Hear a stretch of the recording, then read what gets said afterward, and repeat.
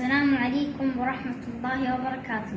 معكم الطالب أنس عبد الله المجنوني من الصف رابع 2 تحت إشراف الأستاذ حمود المسعودي.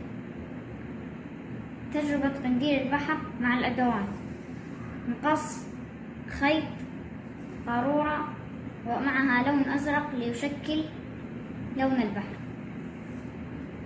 وكيس بلاستيكي.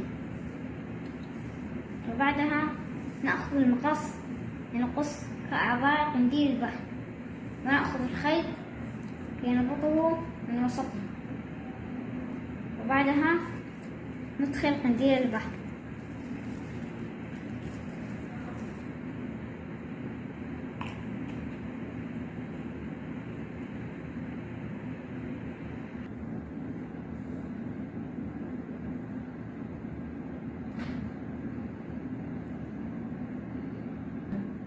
ماذا نلاحظ؟ نلاحظ أن قنديل البحر يتحرك من فوق إلى أعلى.